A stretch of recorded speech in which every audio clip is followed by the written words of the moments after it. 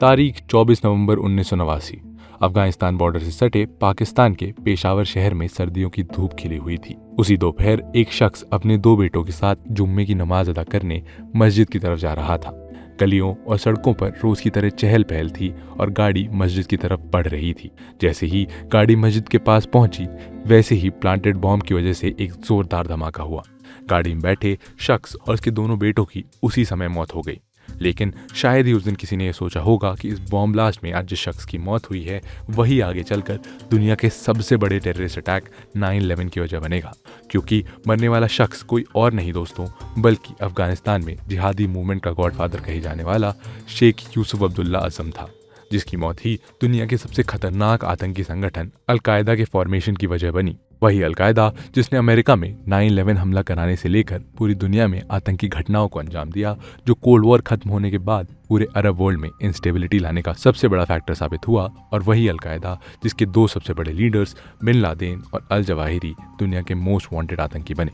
इसीलिए आज की इस वीडियो में हम उन अनसुने इवेंट्स को अनफोल्ड करेंगे जिसने आगे चलकर अलकायदा की नींव रखी, जिसके लिए हमें ये समझना होगा कि कैसे अमेरिका ने 80s के दौर में आतंकवाद को जन्म दिया, कैसे फिलिस्तीन के एक छोटे से गांव से निकले शख्स ने दुनिया को जिहाद की आग में ढकेल दिया, और कैसे ओसामा और अल जवाहिरी ने उसी जिहाद के दम पर अल कायदा को बनाया।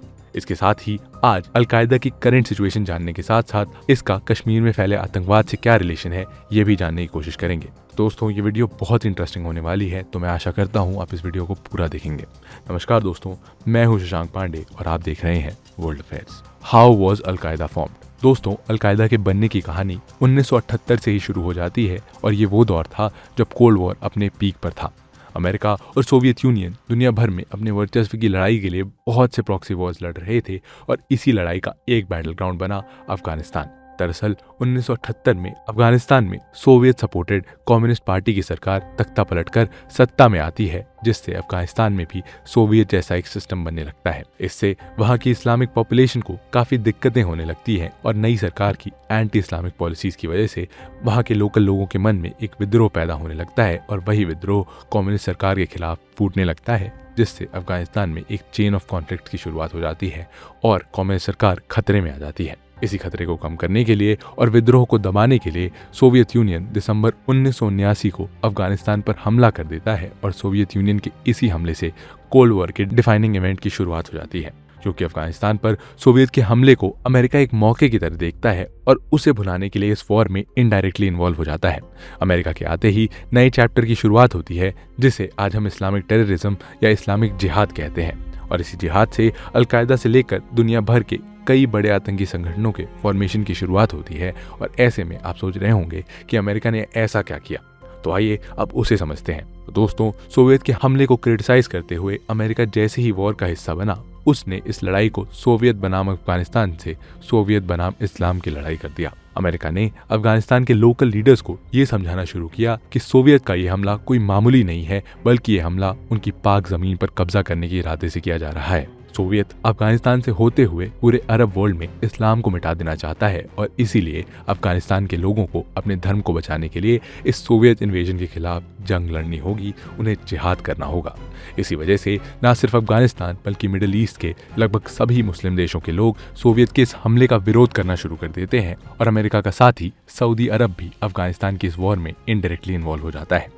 इसके साथ ही पाकिस्तान भी अमेरिका से चंद पैसों की लालच में सोवियत के खिलाफ अफगानिस्तान में जिहाद करने के लिए अपने दरवाजे खोल देता है और इसी तरह से अमेरिका, सऊदी और पाकिस्तान मिलकर इस्लामिक जिहाद की नींव रखते हैं। जिहाद यानी लोकल अफगानिस्तान के लड़कों को सोवियत के खिलाफ लड़ाने के लिए अमेरिका की खुफिया एजेंसी CIA एक प्रॉपर ऑपरेशन शुरू करती है, जिसका नाम होता है ऑपरेशन साइक्लोन, और ये मुजाहिदीन की फंडिंग का ऑपरेशन होता है। इस ऑपरेशन में CIA अफगानिस्तान में लड़ने के लिए मुजाहिदीनों को फाइनेंशियल, पॉलिटिकल और मिलिट्री सपोर्ट प्रोवाइड कर रहा था, जिसमें फंड के साथ ही साथ पॉलिटिकल सपोर्ट में अमेरिका दूसरे इस्लामिक देशों को मुजाहिदीनों का सपोर्ट करने के लिए कह रहा था। अफगानिस्तान में वो इन अफगान लड़ाकों को गोला बारूद और ट्रेनिंग के साथ ही साथ इंटेल भी प्रोवाइड कर रहा था, ताकि वो सही समय पर सही जगह सटीक हमला करके सोवियत यूनियन की सेना को ज्यादा से ज्यादा नुकसान पहुंचा सके।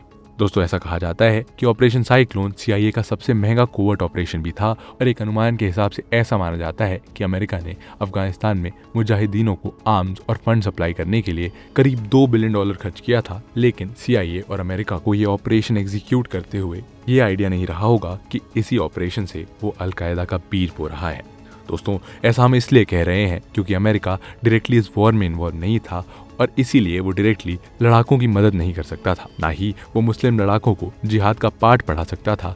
इसीलिए उसे कुछ इस्लामिक आइडियाज़ वाले ऑर्गेनाइजेशंस की ज़रूरत थी जिसकी मदद से अमेरिका अपने आइडियाज़ को इस्लामिक इंटरप्रिटेशन के साथ पूरे मिडिल ईस्ट और अफगानिस्तान और पाकिस्तान के मुसलमानों तक पहुंचा सके, ताकि लोगों को ये लगता रहे कि अमेरिका तो इस्लाम के साथ खड़ा है और लोग उन ऑर्गेनाइजेशन के प्रोपेगेंडा का शिकार बनते हुए अफगानिस्तान में लड़ने चले जाएं। ऐसे ही एक इस्लामिक ऑर्गेनाइजेशन को फॉर्म करने की कोशिश में ही अमेरिका ने एक और ऑर्गेनाइजेशन को फंड करने का काम किया और वो ऑर्गेनाइजेशन कोई और नहीं बल्कि मकतब अल खिदमत था। दोस्तों ये वही मकतब अल खिदमत है जो आगे चलकर अलकायदा जैसी खूंखार टेररिस्ट ऑर्गेनाइजेशन बनी।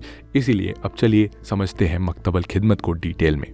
फॉर्मेशन ऑफ मकतब अल खिदमत। दोस्तों मकतब अल खिदमत के बनने की कहानी जैसे ही शुरू होती है वैसे ही कहानी में एंट्री होती है शेख यूसुफ अब्दुल्ला अज़म की। दोस्तों जिहाद और आतंकवाद की दुनिया में अज़म का नाम बहुत ही कम लोग जानते हैं, लेकिन आज दुनिया भर के आतंकी संगठनों और इस्लामिक जिहाद के पीछे जो सबसे बड़ा चेहरा है वो शेख अज़म का ही है। इसीलिए उसे फादर ऑफ जिहाद के नाम से भी जाना जाता है। लेकिन आखिर ये अज़म था कौन? दोस्तों अज़म कोई मामूली आतंकवादी नहीं था बल्कि एक शार्प माइंडेड इस्लामिक फंडामेंटलिस्ट और स्कॉलर था जिसका जन्म वैसे तो फिलिस्तीन में हुआ, लेकिन उसने अपनी इस्लामिक स्टडी सीरिया और इजिप्ट जैसे देशों में की थी। जिसके बाद उसने सऊदी अरेबिया की किंग अब्दुल अजीज यूनिवर्सिटी में 1979 तक बतौर प्रोफेसर भी काम किया था और ये वही यूनिवर्सिटी है दोस्तों जहां ओसामा बिन लादेन ने 1976 से 1981 तक पढ़ाई की थी। और ऐसा कहा जाता है कि यहीं पर पढ़ाई करने के दौरान ओसामा बिन लादेन अज़म के कांटेक्ट में आया था और ओसामा अज़म की इस्लामिक फिलॉसफी और उसकी राइटिंग स्किल से बहुत प्रभावित था।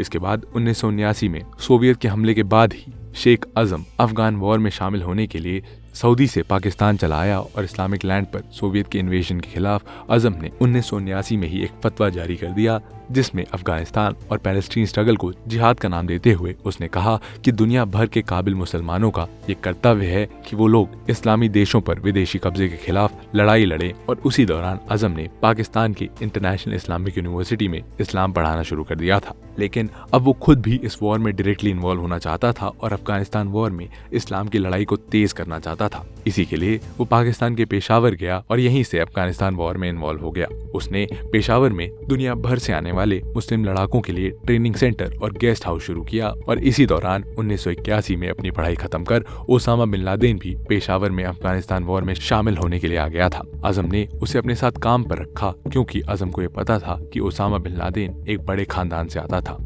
ओसामा के पिता मिडिल ईस्ट के एक बड़े कॉन्ट्रैक्टर थे जिन्होंने सऊदी बिन लादेन नाम की एक कंपनी की शुरुआत की थी जो सऊदी में वेल्दीएस्ट नॉन रॉयल कंपनी थी। क्योंकि ये वही दौर था जब सऊदी अरब में इंफ्रास्ट्रक्चर डेवलपमेंट का काम तेजी से हो रहा था। इसीलिए ओसामा बिन लादेन की फैमिली के इस इंफ्रास्ट्रक्चर बिजनेस की वजह से सऊदी रॉयल फैमिली के साथ भी उनका क्लोज रिलेशनशिप डेवलप हो गया था। अज़म ने ओसामा के पेशावर आने के बाद उसे दोबारा सऊदी भेजा जहां ओसामा ने अपने परिवार, बिजनेस और सऊदी के रईसों के बीच अपनी पहुंच का फायदा उठाते हुए अज़म के लिए फंड इकट्ठा करना शुरू कर दिया, जिसके बाद वो वापस पेशावर आ गया। ओसामा और उसके फंड के आ जाने के बाद अज़म ने 1984 में एक नए ऑर्गेनाइजेशन की शुरुआत की जिसमें एक और बड़ा नाम शामिल था और वो नाम था अयमन अल जवाहिरी का, जो पेशे से तो एक सर्जन था लेकिन आगे चलकर वो अलकायदा का चीफ बना, जिसके बारे में हम कुछ देर में डिस्कस करेंगे। इस तरह से इन 3 बड़े नामों के साथ कुछ और लोगों को जोड़ते हुए अज़म ने अपनी ऑर्गेनाइजेशन की शुरुआत कर दी जिसका नाम रखा गया मकतब अल खिदमत। इस ऑर्गेनाइजेशन का ऑब्जेक्टिव था सोवियत के खिलाफ लड़ाई के लिए फंड अरेंज करना और फॉरेन मुजाहिदीनों को रिक्रूट करना। मकतब अल खिदमत में फंड रेजिंग और ट्रेनिंग के साथ ही साथ जिहाद नाम की मैगजीन भी निकलती थी और इस मैगजीन पर अज़म और ओसामा साथ में काम करते थे। ओसामा पेशावर से लेकर अफगानिस्तान के लोगों तक इस जिहाद मैगजीन को पहुंचाने का काम करता था और इसके साथ ही मकतब अल खिदमत का ये काम भी था कि वो वॉर में जख्मी हुए मुजाहिदीनों के रिलीफ कैंप में भी रिसोर्सेज को पहुंचाए और ये काम भी ओसामा ही करता था। इसीलिए अफगानिस्तान के लोगों के बीच ओसामा के लिए एक अलग ही जगह बन गई थी क्योंकि वो अपने स्वभाव से भी लोगों की मदद करने और उनके पर्सनल प्रॉब्लम्स को अपना समझकर सॉल्व करने की कोशिश करता था। मकतब अल खिदमत को जहाँ एक तरफ ओसामा की बेसिक फंडिंग से शुरू किया गया था तो वहीं वहीं इसके बाद ऑर्गेनाइजेशन के तार अमेरिका से भी जुड़ गए और अरब वर्ल्ड के साथ ही साथ अमेरिका भी ऑर्गेनाइजेशन का एक मेजर इन्वेस्टर बन गया। इसके साथ ही वो मकतबल खिदमत को सपोर्ट भी करने लग गया और अमेरिका के इस सपोर्ट को ग्राउंड पर पहुंचाने का काम पाकिस्तान की ISI और सऊदी की रॉयल इंटेलिजेंस भी कर रही थी। दोस्तों, यहाँ आपको जानकर हैरानी होगी कि अज़म खुद फंड रेज करने के लिए अमेरिका के दौरे पर चला गया था, जहां उसने यूनाइटेड स्टेट की 33 सिटीज को विजिट किया और हर शहर में मकतबल खिदमत की एक ब्रांच खोली, जिसे अमेरिका में अरब सर्विसेज ब्यूरो नाम दिया गया। इस तरह से अमेरिका ने खुले दिल से मकतबल खिदमत को मुजाहिदीन तैयार करने के लिए सपोर्ट किया, जिसे अमेरिका भले ना माने, लेकिन आपको बता दें कि 9/11 अटैक के बाद इस सर्विस ब्यूरो को फंड करने वाले हर अमेरिकन NGO या ऑर्गेनाइजेशन को बंद कर दिया गया, जो क्लियरली इस बात का प्रूफ है कि अमेरिका ने अज़म और लादेन की इस ऑर्गेनाइजेशन को सपोर्ट किया था। लेकिन दोस्तों, अभी मकतबल खिदमत के तीसरे बड़े चेहरे की कहानी बाकी है। वही चेहरा जिसने आगे चलकर मकतबल खिदमत से ओसामा को अलग करवाया और अल-कायदा का दूसरा सबसे बड़ा पिलर बना। आपको जानकर हैरानी होगी कि इस शख्स को भी अमेरिका ने ही अफगानिस्तान भेजने में मदद की थी। दरअसल अमेरिका ने मिडिल ईस्ट के बहुत से मुस्लिम देशों जैसे सीरिया, इजिप्ट, अल्जीरिया और जॉर्डन की गवर्नमेंट पर यह दबाव बनाया कि वो अपने यहाँ से जेलों में बंद मुस्लिम मिलिशिया को अफगानिस्तान में लड़ाई करने के लिए रिलीज कर दें, और हुआ भी कुछ ऐसा ही। और दोस्तों, इसी रिलीज में इजिप्ट के जेल में बंद इजिप्ट इस्लामिक जिहाद के लोगों को भी रिलीज कर दिया गया। और दोस्तों, ये वही ऑर्गेनाइजेशन थी जिसके ऊपर 1981 में इजिप्ट के प्रेसिडेंट अनवर सादत के कत्ल का इल्जाम था, और इसी इल्जाम में इजिप्ट इस्लामिक जिहाद ग्रुप का एक पॉपुलर मेंबर 1981 से 1984 तक जेल में बंद था। लेकिन 1984 में जब इजिप्ट ने अपने कैदियों को अफगानिस्तान जाने के लिए रिहा कर दिया, उसी दौरान वो पॉपुलर मेंबर भी रिहा हुआ, जिसका नाम था अल जवाहिरी। दोस्तों, अल जवाहिरी मिस्र में पैदा हुआ एक इजिप्शियन सर्जन था, जो पहले मुस्लिम ब्रदरहुड से जुड़ा और आगे की पढ़ाई करके वो डॉक्टर या सर्जन बन गया। लेकिन उसके बाद उसने मिस्र के इस्लामिक जिहाद ग्रुप को ज्वाइन कर लिया और प्रेसिडेंट की हत्या करने की कोशिश में उसे जेल जाना पड़ा। 1984 में रिहा होने के एक साल बाद अल जवाहिरी भी अपने साथियों के साथ पेशावर पहुंचा, और ऐसा कहा जाता है कि वहीं पर पहली बार अल जवाहिरी बिन लादेन से मिला और उसने भी मकतबल खिदमत को ज्वाइन कर लिया। वो अफगानिस्तान में लड़ने वाले अफगान और अरब फाइटर्स को मेडिकल ट्रीटमेंट प्रोवाइड करता था। वहीं दूसरी तरफ ओसामा मकतब की मदद से बहुत से अफगानी लीडर्स के करीब आ चुका था। इसके साथ ही साथ वो लोकल अफगान लड़ाकों के बीच काफी पॉपुलर हो गया था, और इसकी सबसे बड़ी वजह ये थी कि ओसामा इस पूरी लड़ाई में मुजाहिदीनों के लिए रोल मॉडल बन गया था, क्योंकि वो सऊदी अरब में अपनी इतनी बड़ी संपत्ति और पिता के इतने अच्छे खासे बिजनेस को छोड़कर अफगानिस्तान में सोवियत के खिलाफ लड़ाई के लिए आ गया था। ओसामा की इसी छवि की वजह से भी कई मुसलमान बड़ी संख्या में वॉर में शामिल होने लगे, और इसीलिए 1985 तक ओसामा ने मकतब में काम करते हुए भी अपनी एक छोटी सी फौज तैयार कर ली थी, जिसके कमांडर के तौर पर वो साउथ अफगानिस्तान में गुरिल्ला वॉर के लिए भी जा चुका था।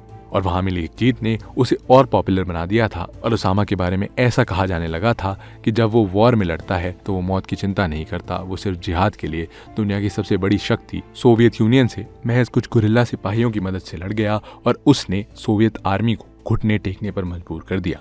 ओसामा सेपरेशन फ्रॉम मकतबल खिदमत।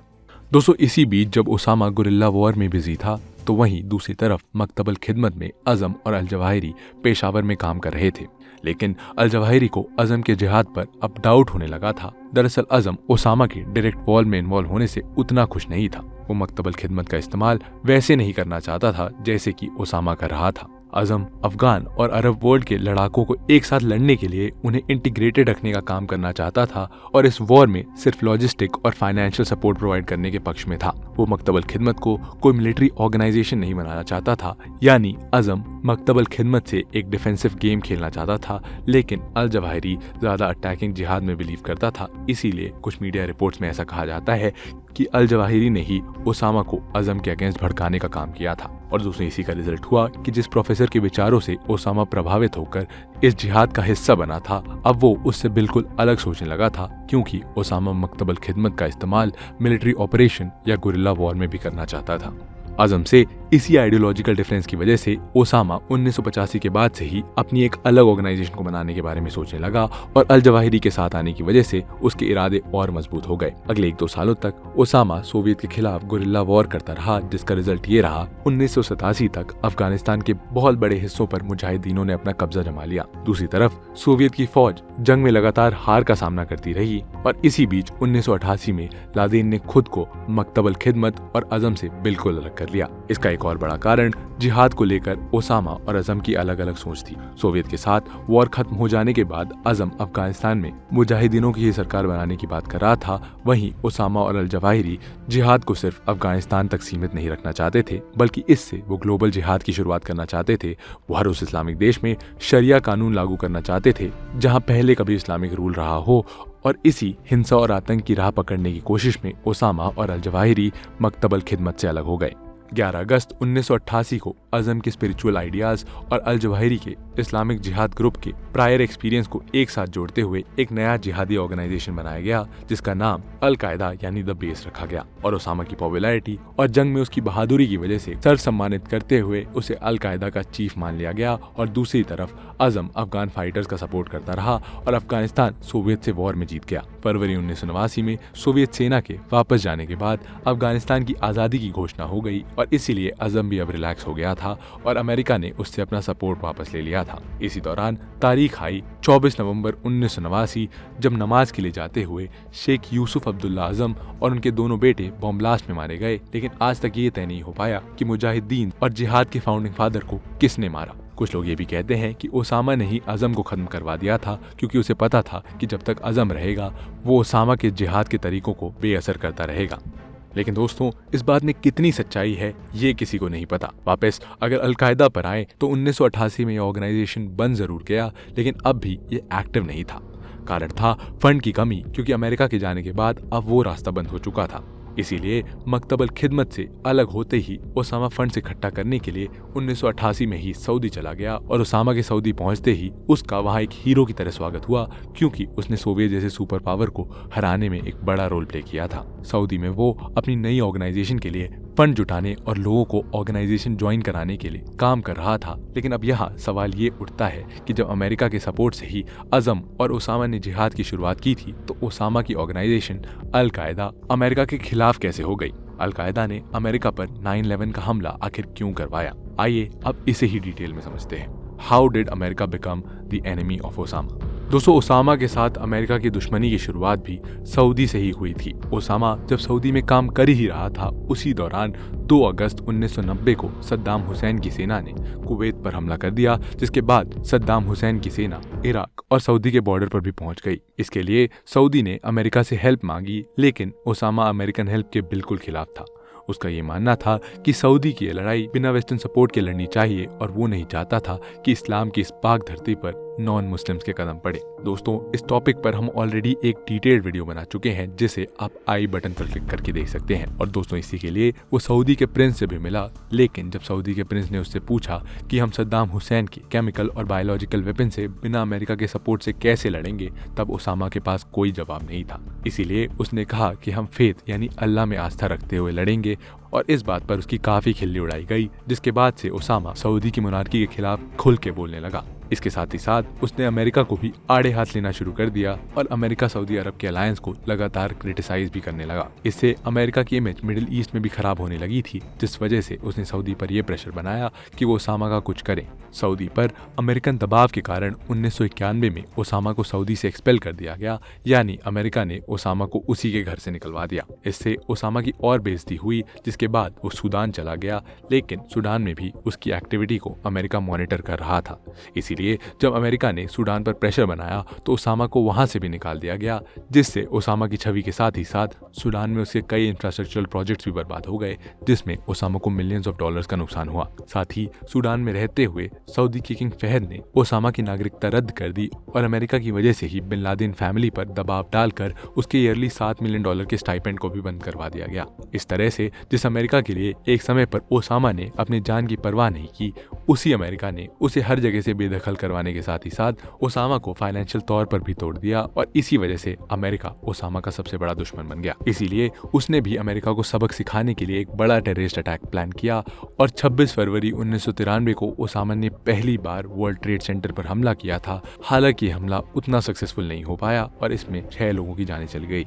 उसके बाद ओसामा ने कुछ और आतंकी हमलों को भी अंजाम दिया और ये हमले अमेरिकन एम्बेसीज पर कराए जा रहे थे, जिस वजह से अमेरिका ने ओसामा को सूडान से भी निकलवा दिया, जहां उसने 2-3 सालों में अपना बड़ा इंफ्रास्ट्रक्चर बिजनेस शुरू कर दिया था। इसीलिए 1996 में सूडान से निकलने के बाद 18 मई को जब ओसामा अफगानिस्तान पहुंचा, तब वो अलकायदा के चीफ की तरह वहां पहुंचा था। ओसामा को वापस अफगानिस्तान भेजकर अमेरिका को लग रहा था कि अब दुनिया उसे भुला देगी और वो खत्म हो जाएगा, लेकिन हुआ इसका उल्टा।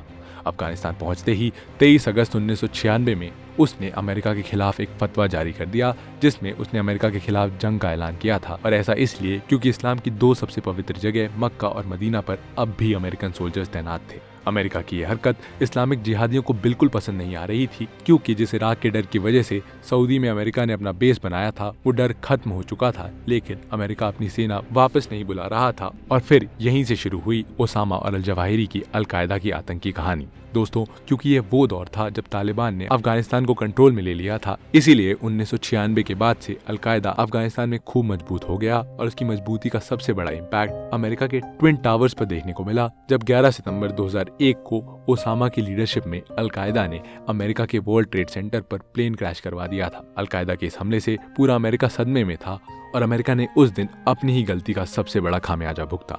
दोस्तों, ये तो अलकायदा के फॉर्मेशन और उसके सबसे बड़े हमले की कहानी थी, लेकिन अलकायदा सिर्फ 9/11 तक ही सीमित नहीं रहा, बल्कि उसने दुनिया भर में बहुत से आतंकी हमलों को अंजाम दिया। Al Qaeda's connection with Indian terrorist attacks. दोस्तों, अब एक और शॉकिंग बात आपको बताएं तो वो ये है कि इंडिया में भी आतंकवाद मजबूत करने में अलकायदा का एक बड़ा रोल रहा, जिसका सबसे बड़ा एग्जाम्पल है लश्कर-ए-तैयबा, जिसकी स्थापना 1985 से 1986 में हाफिज सईद, जफर इकबाल शहबाज और अब्दुल्ला आजम ने मिलकर की थी, जिसकी फंडिंग का बंदोबस्त किसी और ने नहीं बल्कि ओसामा बिन लादेन ने ही किया था। और दोस्तों, इसीलिए ऐसा माना जाता है कि लश्कर-ए-तैयबा का अलकायदा से डायरेक्ट कनेक्शन था। और दोस्तों, ये वही लश्कर-ए-तैयबा है जिसने इंडिया में 26/11 के हमले को अंजाम दिया था। इसके अलावा कश्मीर में सबसे बड़ा आतंकी संगठन जैश-ए-मोहम्मद के सरगना मसूद अजहर ने भी 1992 में अलकायदा के लोगों से मुलाकात की थी, जिसमें अलकायदा ने कश्मीर में जिहाद के लिए फंड देने की बात कही थी। इसीलिए ऐसा कहा जाता है कि 90s के दौर में अलकायदा के तार कश्मीर से भी जुड़ते हैं। लेकिन 2001 के हमलों के बाद अलकायदा के बुरे दौर की शुरुआत हो गई, क्योंकि जो अफगानिस्तान तालिबान के कब्जे में था उस पर अमेरिका ने कंट्रोल एस्टैब्लिश कर लिया और तालिबान के साथ ही साथ अलकायदा के लिए भी अफगानिस्तान में मुश्किलें बढ़ गई और उसका डाउनफॉल शुरू हो गया। Downfall of al Qaeda. दोस्तों, अलकायदा वैसे तो अफगानिस्तान पर अमेरिका के हमलों के साथ ही कमजोर पड़ने लगा था, लेकिन उसकी बर्बादी की शुरुआत होती है 2011 से, क्योंकि इसी साल अमेरिका ने फाइनली अपने सबसे बड़े दुश्मन ओसामा को ढूंढ निकाला और पाकिस्तान के शहर एबटाबाद में एक ऑपरेशन के जरिए ओसामा को मार डाला। दोस्तों, इस ऑपरेशन पर हम ऑलरेडी एक डिटेल्ड सिनेमैटिक वीडियो बना चुके हैं, जिसे आप इस आई बटन पर टैप करके देख सकते हैं। दोस्तों, ओसामा की डेथ के बाद अलकायदा की कमान संभाली अल जवाहिरी ने, और ऐसा कहा जाता है अल जवाहिरी का चीफ बनना ही अलकायदा के पतन का कारण बना।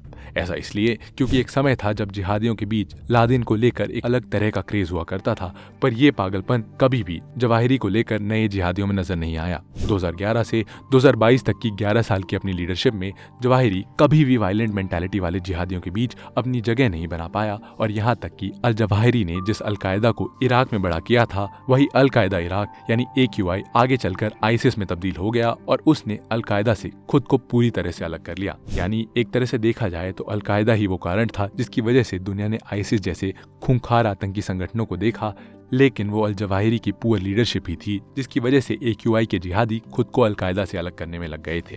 कंक्लूजन। दोस्तों, एक तरह से अगर हमें ये समझना हो कि 9/11 के हमलों के बाद अलकायदा का सबसे बड़ा इम्पैक्ट दुनिया पर क्या रहा, तो इसके जवाब में हम आईसिस का नाम ले सकते हैं, क्योंकि आईसिस अलकायदा से ही बना, लेकिन आज आईसिस की वजह से ही अलकायदा पूरे मिडिल ईस्ट में इररेलेवेंट हो चुका है। 2021 में अफगानिस्तान में तालिबान की वापसी तो हो गई, लेकिन अलकायदा के लिए मुश्किलें कम नहीं हुई और 2022 में अमेरिका का most wanted criminal Al Zawahiri भी एक ड्रोन हमले में मार दिया गया, जिसके साथ ही अलकायदा का पूरी तरीके से डाउनफॉल हो गया। और दोस्तों, आज हालात ये हैं कि एक समय इंटरनेशनल टेररिज्म की वजह से जो ऑर्गेनाइजेशन दुनिया भर में खौफ फैलाया हुआ था, वो आज महज मिडिल ईस्ट के सिविल वॉर्स में ही उलझ कर रह गया है। दोस्तों, आपको क्या लगता है, जैसे हाल ही के दिनों में आईसिस फिर से रिवाइव कर रहा है, क्या अलकायदा में भी कुछ ऐसा ही रिवाइवल देखने को मिलेगा या फिर कुछ सालों में ये कंप्लीटली खत्म हो जाएगा? अपने इंटरेस्टिंग ओपिनियंस हमें कमेंट सेक्शन में जरूर बताइए और ऐसे ही और इंटरेस्टिंग और इन्फॉर्मेटिव वीडियोस के लिए वर्ल्ड अफेयर्स को सब्सक्राइब करना ना भूलिए। मिलते हैं आपसे ऐसे ही एक और इंटरेस्टिंग और इन्फॉर्मेटिव वीडियो के साथ, तब तक के लिए जय हिंद।